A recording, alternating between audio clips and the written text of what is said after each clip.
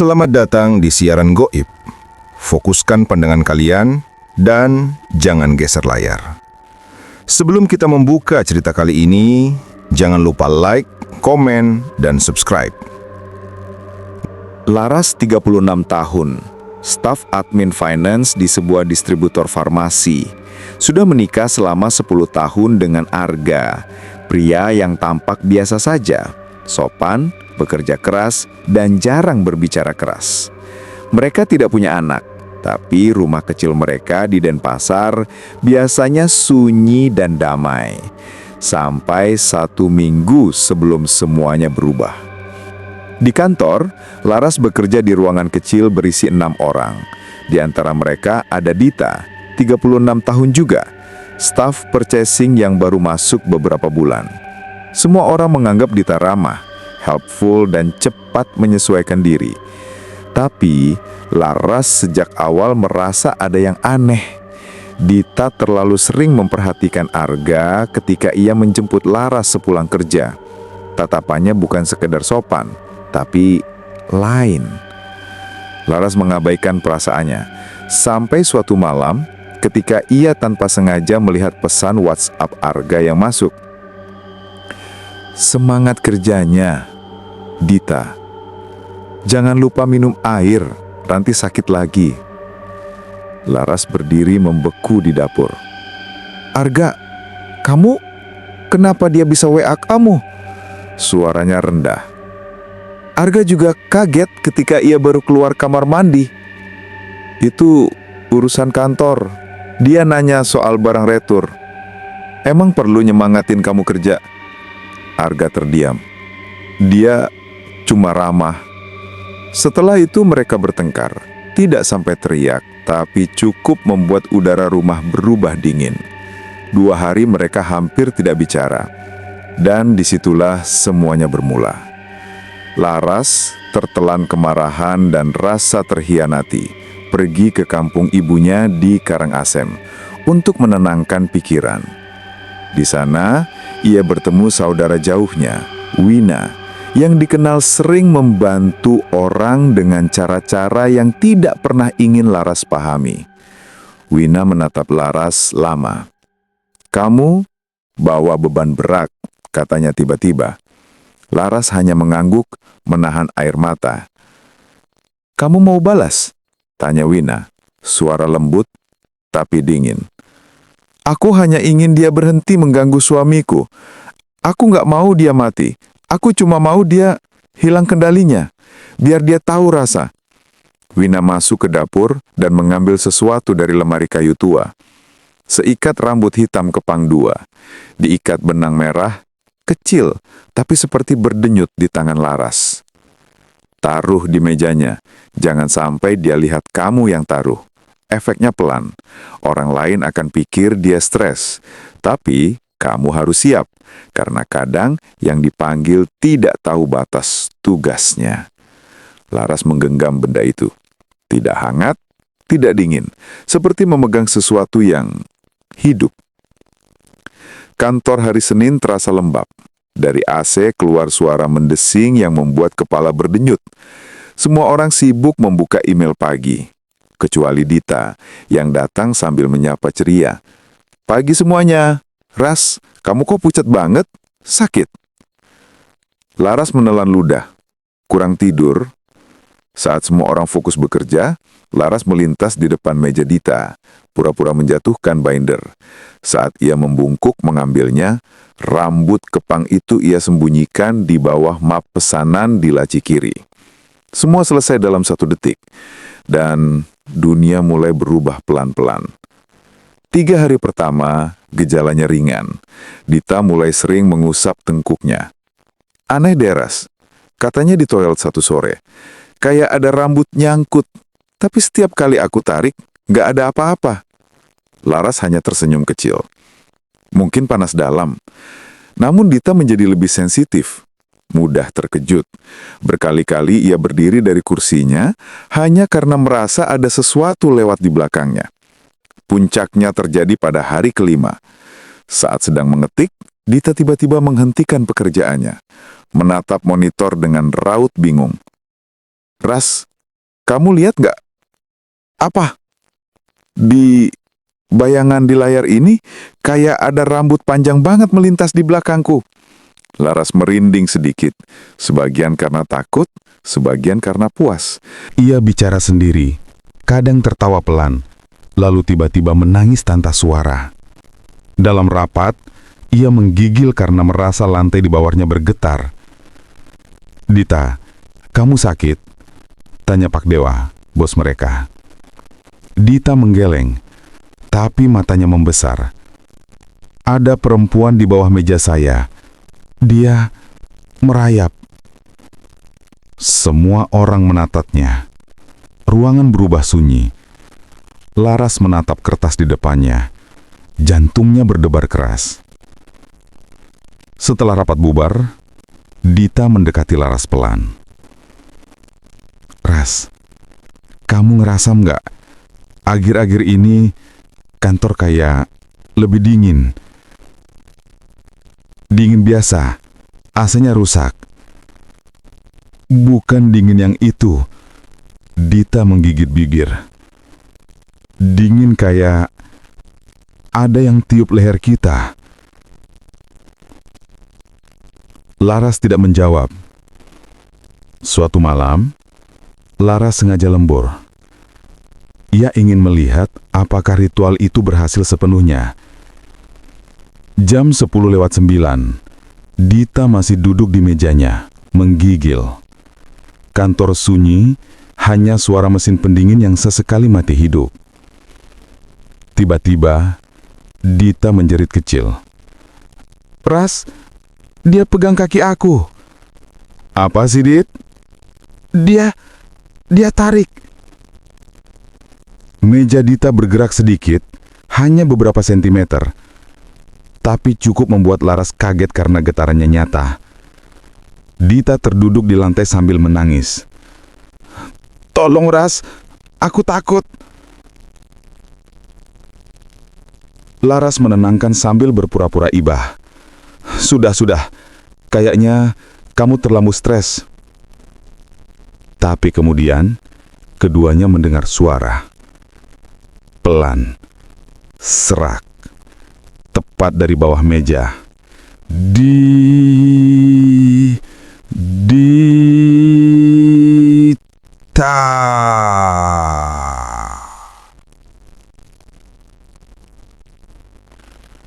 Laras tercekat. Ia tidak mengira ia juga akan mendengarnya. Suara itu seperti datang dari tenggorokan orang yang sudah lama tidak minum. Dita langsung pingsan. Setelah kejadian itu, Dita tidak masuk selama hampir seminggu. Dan saat kembali ke kantor, ia tampak seperti orang lain. Kurus, mata cekung, rambut acak-acakan. Ia menghampiri Laras. "Ras, aku tahu ini semua bukan karena aku stres." Laras berlagak bingung. "Kamu ngomong apa sih?" Aku tahu kamu benci aku karena Arga. Tapi aku nggak pernah ganggu dia, Ras. Kita cuma ngobrol. Aku nggak tahu kalau kamu tersinggung." Laras menahan emosi yang naik. Dita menunduk, lalu berbisik. Perempuan itu bilang, "Kamu yang manggil dia." Darah Laras berhenti mengalir seolah. Dita memegang tangan Laras gemetar. "Ras, tiap malam dia duduk di dekat aku. Rambutnya nyeret lantai. Dia bilang dia mau ganti kamu." "Ganti aku?" "Iya, dia bilang kamu nyuruh dia. Tapi dia lebih suka kamu." Laras mundur satu langkah. Sesuatu dingin mengalir di punggungnya. "Dit, kamu lagi ngaco." "Aku nggak ngaco. Aku menangis. Suaraku pecah. Aku lihat rambut dia jatuh satu-satu di pundak kamu waktu kamu lewat." Laras spontan menepuk pundaknya. kosong. Tapi malam itu, saat Laras pulang ke rumah, ia mencium bau yang sangat ia kenal. Bau tanah basah. Bau rambut lembab yang disimpan terlalu lama. Ia melihat dari sudut mata. Di kaca ruang tamu, bayangan sesosok perempuan membungkuk, rambutnya menyentuh lantai. Esoknya, kantor gempar. Dita ditemukan di rumahnya, duduk menyudut sambil memotong rambutnya sendiri. Katanya ia ingin berhenti diikuti. Dan di bawah mejanya di kantor, petugas kebersihan menemukan kepang rambut itu lagi. Tapi kali ini, lebih panjang, lebih kusut, dan basah. Seperti baru ditarik dari kepala seseorang yang sudah lama mati. Benda yang seharusnya sudah Laras buang, kembali ke tempat pertama ia meletakkannya. Saat Laras melihatnya, tengkuknya seperti disentuh tangan dingin. Di kejauhan, seolah ada perempuan yang tertawa pelan. Dan malam-malam setelah itu, Laras mulai sadar. Ia tidak hanya memanggil sesuatu. Ia membukakan jalan. Dan makhluk itu tidak peduli siapa targetnya. Yang ia cari adalah perempuan yang memanggilnya pertama kali. Sejak kejadian itu, kantor mulai kembali normal. Dita, setelah seminggu opname dan terapi, tiba-tiba tampak jauh lebih sehat. Tubuhnya berisi lagi, wajahnya cerah, dan yang paling mengejutkan, ia kembali ceria seperti dulu. Bahkan lebih ramah. "Pagi, Ras," katanya sambil menyodorkan kopi. "Aku beliin kamu latte. Kamu kelihatan capek banget." Laras memaksakan senyum. "Makasih." Ia belum bisa lupa bagaimana Dita sebelumnya berjerit dan menangis karena gangguan makhluk itu. Tapi melihat Dita sekarang, seperti tidak terjadi apa-apa membuat Laras bingung dan gelisah. Yang lebih mengganggu, Dita sering mengobrol dengan orang lain. Suatu hari, Laras memeriksa pesan di laptop kantor. Ternyata, Dita memang mengirim pesan singkat ke hampir semua orang. "Hai, makan ya. Kak, sudah minum. Jangan sakit. Semangat ya hari ini." Bukan hanya ke Arga, bukan hanya ke laki-laki, ke semua orang, bahkan ke Pak Dewa, bos mereka. Itu membuat hati Laras terasa diremas, seolah ia sedang dihantui rasa bersalah yang ia tutupi dengan kemarahan selama ini. Tapi rasa bersalah itu segera tergantikan oleh rasa takut. Malam berikutnya, Laras terbangun karena suara gesekan di lantai. Krek, krek. Suara itu datang dari arah dapur. Ia bangun perlahan, meraba dinding, rumahnya gelap, angin tidak bergerak. Namun bau tanah basah yang dulu hanya samar, kini jelas.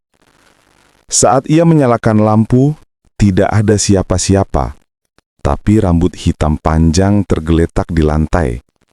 Lembab. Laras memejamkan mata. "Wina, kamu di mana?" Ia mengirim WA, centang 1.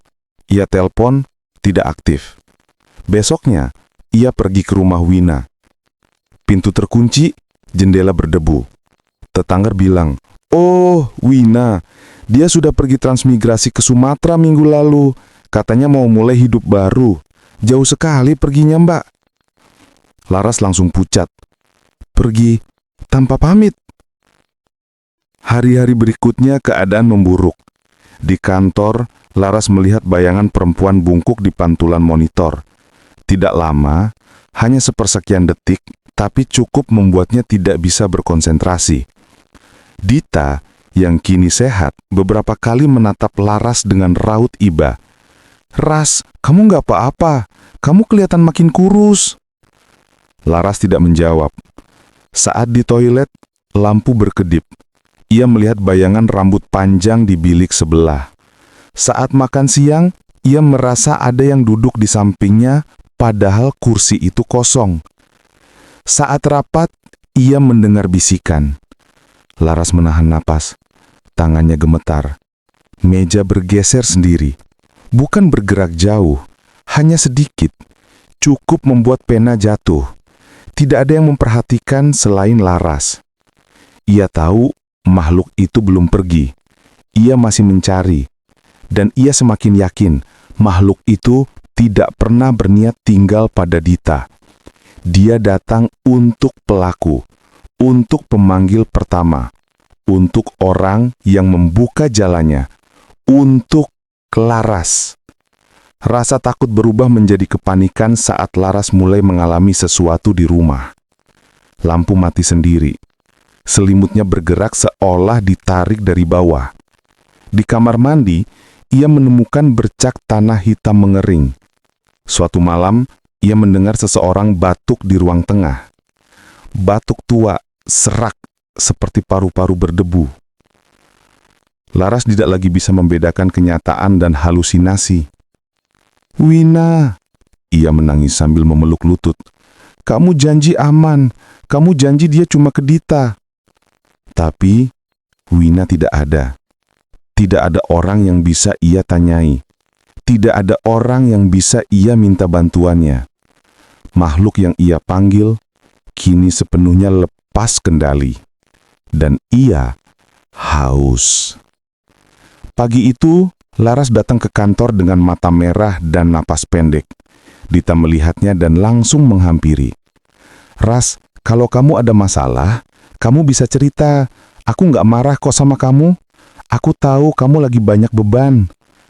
Laras menatap Dita. Ada rasa bersalah, takut, dan marah yang bercampur. "Tadi malam, ada yang duduk di dapurku. Aku dengar dia manggil namaku." Dita menelan ludah. Suaranya nyaris berbisik.